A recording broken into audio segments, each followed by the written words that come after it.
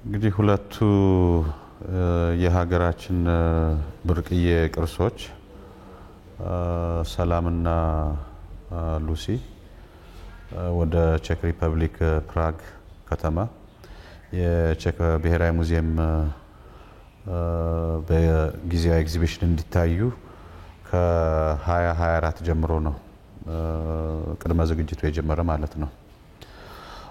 የቅድመ ዝግጅቱ የመጀመሪያው የነበረው አንደኛ በሀገሪቱ ሕግና በአዋጁ መሰረት የሚመለከተው አካል ከሚኒስትርና ከሚኒስትሩ በላይ ያሉ አካላት ፈቃድ እንዲሰጡ፣ ያ ደግሞ ፈቃድ የሚሰጠው ዝም ብሎ ሳይሆን የተለያዩ ቅድመ ሁኔታዎች ተሟልተው፣ ሁለተኛ ደግሞ ለሀገር ምን አይነት ውለታ ይውላሉ እነሱስ እንደዚህ አይነት ብርቅዬ ቅርሶች በኤግዚቢሽናቸው እንዲያሳዩ ስንፈቅድ እነሱ ደግሞ በአጻፋው ምን ያደርጉልናል የሚሉትን እነዚህን በጣም ተነጋግረን ነው እና በአጻፋው ምን ያደርጉልናል የሚለውን ነገር ያው በተለያየ መስክ የሚያደርጉት ድጋፍ አለ። ከዛ ውጭ ግን በቱሪዝምን በተመለከተ የሙዚየሞችን የማጎልበት ስራ አንደኛ ብሔራዊ ሙዚየምን ድጋፍ የመስጠት በዚህ በፓሊዮንቶሎጂ በሰው ዘር ጥናት፣ ሁለተኛ የተለያዩ የፓሊዮንቶሎጂ ስብስቦችን ለማደራጀትና በቴክኖሎጂ ለማዘመን እሱን ድጋፍ ለመስጠት፣ ከዛ ባለፈ ደግሞ ኢትዮጵያ ብዙ ነገር የሌላት ምንድነው ይሄ ህፃናትን ታሳቢ ያደረጉ አይደሉም የኛ ሙዚየሞች፣ በአብዛኛው አዋቂዎችን ነው። ህፃናት በአብዛኛው ሙዚየም ላይ በመንካት በመጫወት በእንደዚህ አይነት ነገር ነው መረዳት የሚፈልጉትና በዘመን ባፈራው ደግሞ የቴክኖሎጂ በተለየ እዚህ የኢንተራክቲቭ የሆነ ሚዲያ ይፈልጋሉ። እሱን አይነት እነዚህን እንግዲህ ባጻፋው እናደርጋለን ሌላ ካደረጉት ውጪ ማለት ነው። ይሄን ከተስማማን በኋላ እና ያው የፈቃዱ ሁኔታ ይሁንታን ካገኘ በኋላ ትልቁ ችግር ደግሞ ቅድመ ሁኔታ እንዴት ነው የሚጓጓዙት፣ እንዴት ነው እዛ ጋር የሚቀመጡት፣ የሴፍቲ ጉዳዮች ይነሳሉ ማለት ነው። ስለዚህ ወትሮ አሜሪካ በሄደችበት ጊዜ ዝም ብሎ ብድግ አድርጎ አንጠልጥሎ የመሄድ ጉዳይ ነው፣ ያን እኛ አንፈቅድም። ስለዚህ አሁን ኢንተርናሽናል ፕሮቶኮል አለው። ፕሮቶኮል ስል ፕሮሲጀር አለው። አንድን ቅርስ ከቦታ ቦታ ሲዘዋወር በተለይ እንደ እነዚህ አይነት ሉሲ ያን ያክል አስቸጋሪ አይደለችም። ሰላም በጣም አስቸጋሪ ነች። ምክንያቱም እዚህ የወገብ አካባቢ አጥንቶቿ እና እንትኖች ፍራጃይል ናቸው በጣም። ለነዚህ አንደኛ እንደ ቅድመ ሁኔታ የተዘጋጀው ልዩ የማሸጊያ ሳጥን መዘጋጀት አለበት ነው። ሁለተኛ ሳጥኖቹ የሚቀመጡበት ደግሞ እንደገና ሌላ የእንጨት እና ምንም አይነት ውሃ ሊገባበት ማይችል እነዚህ ወደ 4 ሳጥኖች መዘጋጀት አለባቸውና 6 ደግሞ ፔሊካን ቦክስ የሚባል አለ ራሱን የቻለ በብዙ መንገድ ከአሲድ ፍሪ በሆነ ፎም ያን እንዲያዘጋጁ ነው። እሱ ተዘጋጅቶ በዛ እርግጠኛ ከሆነ በኋላ ደግሞ በምንድነው የምንወስደው ነው። ዝም ብለን እነዚህን ቅርሶች በየኤርፖርቱ ልናንከራተት አንችልም። ስለዚህ አንደኛው ሌላ ስምምነት ቻርተርድ በሆነ አውሮፕላን ቀጥታ ከአዲስ አበባ እኛ ቅርስ ጥበቃ ላይ ይታሸጋሉ። ጉምሩክም እኛ ጋር ይዘው ይመጣል። የአቪዬሽን ሴኩሪቲም ይመጣል። ሁሉም እዚህ ጋር አልቆ ታሽጎ ቀጥታ ወደ አውሮፕላን ተጭኖ ያ ቻርተርድ አውሮፕላን ፕራግ ያርፋል። ሲመለስም ደግሞ ከፕራግ ዘ ሴም ፕሮሲጀር ይሄ ጉምሩክ ምን ሳይባል ሁሉ ነገር ሁሉም ባሉበት ታሽጎ ቀጥታ ወደ ብሔራዊ ሙዚየም ይመጣል ነው። በእነዚህ ፕሮሲጀሮች ተስማምተን እንግዲህ ሁሉም ጥንቃቄ በተሞላበት ታሽጎ ብሎ ባለፈው በአውሮፓውያን አቆጣጠር ነሐሴ 25 ቀን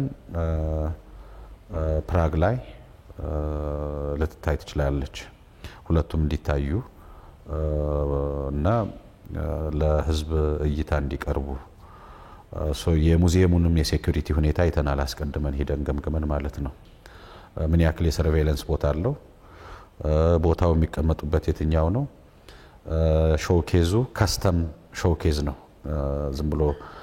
ዝም ብሎ ከገበያ ገዝተው የሚያመጡት ሳይሆን ከስተም ሾውኬዝ ማለት ይሄ የሙቀት መጠኑን የሚቆጣጠር ያለው አላርም ያለው የብርሃን መጠኑ የተለካ እነዚህ ሁሉ ሆነው የሙዚየም ሴፍቲና እዛው ላይ የዲስፕሌይ ኬዙ ደግሞ እሱንም በተለየ ሁኔታ አሰርተው ነው እንግዲህ ለይታ ያበቁት ማለት ነው። ነሐሴ 25 ለሁለት ወራት ቆይተዋል። በዚህ የሁለት ወራት ቆይታ እንግዲህ ከመክፈቻው ጀምሮ ወደ 8 ሰዓት አካባቢ ነው የመክፈቻ ስነ ስርዓቱ ያለቀ። ከጠዋቱ 4 ሰዓት አካባቢ ጀምሮ 10 ሰዓት ጀምሮ ለህዝብ ክፍት ሆነ። እኛም እዛው ነበርን። ባንዴ ነው የተጥለቀለቀው። ደማቅ የመክፈቻ ፕሮግራም ነበረ። እነሱ ጠቅላይ ሚኒስትር የተገኙበት፣ ክብርት የቱሪዝም ሚኒስትር ወይዘሮ ሰላማዊት ካሳ የተገኙበት፣ እንደገና ደግሞ ሁለቱንም ያገኙት ተመራማሪዎች በጣም አንጋፋ ተመራማሪዎች ሰላምን ያገኘው ፕሮፌሰር ዘረሰናይ አለምሰገድ፣ ሉሲን ደግሞ ያገኘው ዶክተር ዶናልድ ጆሃንሰን ነበሩ በቦታው ላይ። የነሱ መገኘት ራሱ አንድ ትልቅ ደማቅ ያደረገው ነው እና ልክ ለህዝብ ክፍት ሆኗል ተብሎ ዲክሌር በተደረገበት ሰዓት በጣም በሁለት አቅጣጫ በጣም ሰልፍ ነው የበዛ። ለ3 ቀናት ከተከፈተ በኋላ ሁኔታዎችን ለመታዘብ እዛ ነበርን። በጣም ረጅም ሰልፍ ነው። ሁለት አይነት ጎብኚዎች ነው የነበሩት። አንደኛ ለሰላምና ለሉሲ ኤግዚቢሽን አካል የሆነ ፒፕል ኤንድ ዜር አንሴስተርስ ሚል አለ። ይሄን ኤግዚቢሽን ብቻ ከፍለው የሚገቡ ማለት ነው። ይሄ ኤግዚቢሽን በተለየ የተዘጋጀ ነው። ፒፕል ኤንድ አንሴስተርስ ከሰው ልጅ የመጀመሪያ ዝርያ አመጣጥ ከአውስትራሎ ፒተከስ አፋሬንሲስ ከሉሲና ከሰላም ሁለቱም አውስትራሎ ፒተከስ አፋሬንሲስ ናቸው። እንግዲህ 3.2 ሚሊዮን እና 3.4 ሚሊዮን በመቶ ሺህ ዓመት ብቻ ነው የሚለያዩት ማለት ነው። ዘ ኤርሊስት እሱ ነው። እነሱ ሌላውንም የአውሮፓውንም ምንም አድርገው እስከ ሞደርን ታይም ድረስ እስከ ፕሪሂስትሪ ድረስ ያመጡታል። እና የዚህ ኤግዚቢሽን ዋና መግቢያው ሉሲና ሰላም ናቸው ጎብኚው ሲገባ የሚያገኘው ማለት ነው። ያ ስለሆነ ይሄንን ለብቻው ገዝቶ የሚገባ ቲኬት በጣም ወረፋ የበዛበት ነበረ። እስከ መጨረሻው ቀንም እንደዛ ነበረ። ኤግዚቢሽኑ አሁን ኦክቶበር 23 ነው ያለቀው ማለት ነው። ኦክቶበር 20 አካባቢ ጀምረን አንዳንድ የሲሲቲቪ ካሜራዎች ምን ሁኔታ ነበረ እነዛን ቼክ ለማድረግም ሄደን ስለነበረ ከመዘጋቱ በፊትም አይተን ነበረ። እንደውም የባሰ ሆኖ ነው የገጠመን። ቀኑ እያጠረ መጥቷል ተብሎ ያ ነውና በጣም በርካታ ጎብኚዎች አይተዋል። የዚህ ኤግዚቢሽን ትልቁ ደግሞ ጠቀሜታው በኢትዮጵያ ይጀምርና በኢትዮጵያ ይቋጫል። ሉሲና ሰላም እዛ ላይ ቀርበዋል። እሱ ብቻ ሳይሆን በመልቲሚዲያ የቀረበም አለ። ሉሲ ስትራመድ እንደዚህ ነበረች፣ ምትበላው ይሄን ነበረ፣ የኖረችው እንደዚህ አይነት ኢንቫይሮንመንት ነው፣ የኢትዮጵያ አፋር አካባቢ እንደዚህ ነው። አፍሪካም ከኢትዮጵያ ባለፈ አፍሪካ በሰው ልጅ ዘር አመጣጥ ላይ ከፍተኛ ሚና አላት። የኢትዮጵያ ምድረ ቀደምትነትም በጣም የተዘከረበት ነው። ከዛ በኋላ ወደ ሌላው ክፍል ብዙ ሴግመንቶች አሉት። ጎብኚው ሲጨርስ ግን የሚወጣው በምን በኩል ነው? ስለ ኢትዮጵያ በተዘጋጀ አንድ ሰፋ ያለ ሩም ውስጥ ነው። እዛ ላይ የኢትዮጵያ መስህቦች ምንድናቸው? በዩኔስኮ የተመዘገቡ ወርልድ ፕሮፐርቲ የሆኑት ኢትዮጵያን የምትታወቅበት ምንድነው? ቡና፣ ሌሎችም እነዚህው እንደዚህ በመሆኑ ትልቅ የተሳካ ኤግዚቢሽን ነበረ። ከዛ ባለፈ ግን ሉሲና ሰላም ትልቅ ብርቅዬ ቅርሶቻችን እስከሆኑ ድረስ ትልቅ ክብር ነው የሰጠነው። በተለይ ኢንተርናሽናል የሆነ ፕሮቶኮልን በጠበቀ መንገድ ማለት ነው። በዚህ በኩል በተለይ የኛን ባለሙያተኞች እነ ዶክተር ብርሃኔ አስፋው እነ ዘረሰናይም ራሱ ትንተናውን እዛ ጋር በሚገባ በማስቀመጥ እዚህ የማሸግና የኦተንቲሲቲውን እንትን የማለት ሌሎችንም በጥንቃቄ መስራታቸውን እጅግ እናመሰግናለን። በቼክ ሪፐብሊክ በኩልም ይሄንን አክብረው ተቀብለው ለቅርስ እንደዚህ አይነት ክብር መስጠታቸው አንድ ትልቅ ነው። ከዚህ ወጣ ኤርፖርት እስከምትደርስ ባጃቢ ነው በትልቅ አጀብ። ከፕራግም እንደዛው ነው፣ ትናንትም እንደዛው ነው፣ ዛሬ ሌሊትም ስንመጣው እንደዚህ ሆነ የነበረ ማለት ነው። ያ አንድ ትልቅ ነገር ነው።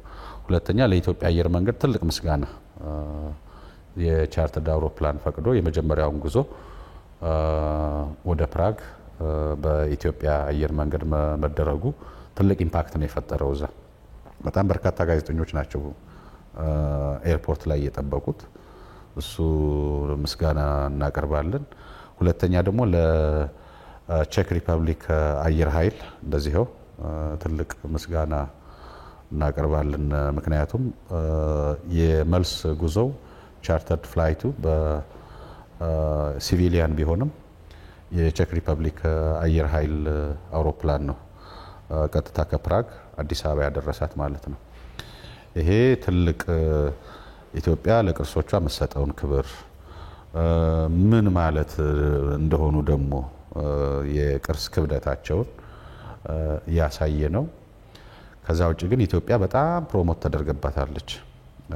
ኦልሞስት ከ500 ምናምን በላይ ፕሮግራሞች ተሰርተውበታል በቼክ ሪፐብሊክ በሬዲዮ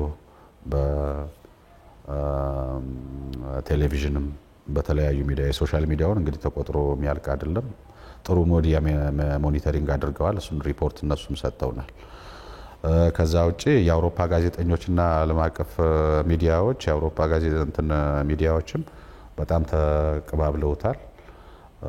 ያ በመሆኑ ትልቅ የኢትዮጵያን ፕሮሞት የተደረገችበት ሁኔታ ትልቅ ነው። የፕራግ ናሽናል ሙዚየም በአውሮፓ ትልቅ ከሚባሉት ሙዚየሞች አንደኛው ነው። ፕራግ ከተማም ደግሞ የአውሮፓ የማዕከላዊ አውሮፓ ትልቅ መዲና ነች። ያው ጥንታዊነቷ ያልተነካ ከመካከለኛው ዘመን ጀምሮ ኪነ ህንጻዋ የሚታይበት ስለሆነ ብዙ ቱሪስቶች አሏት። በዛ አጋጣሚ ኢትዮጵያ ማነው በሉሲና በሰላም አማካይነት ኢትዮጵያን ማስተዋወቅ በጣም ጥሩ ነበረ። ወቅቱ ደግሞ የነሱ የሞቃቱ ጊዜው ስለነበረ ሰመር ሲዝኑ ስለነበረ የቱሪስት ፒክ ጊዜ የነበረ ነው እና በዚህ አይነት ሁኔታ እንግዲህ ኤግዚቢሽኑ በጣም ትልቅ ከተለያዩ የዓለም ክፍሎች ሰዎችን የሳበ ነበረ። አሁን እንግዲህ ስታቲስቲኩ እየተሰራ ነው። አንድ እንደ ኤሌክትሮኒክ መጠይቅም እነሱ የሰሩት አለ። ያው አሁን ጊዜው ስላልሆነ ነው ይዘን መምጣትና መረካከቡ ስለሆነ ነው እንጂ ስታቲስቲኩን ወደፊት የምናሳውቅ ይሆናል ማለት ነው። ከአርጀንቲና ከምን ድረስ የመጡ ሰዎች አሉ። ከአውስትራሊያ ይሄን አናውንስ በመደረጉ ሌላ ጊዜ ላናይ እንችላለን በሚል ማለት ነው።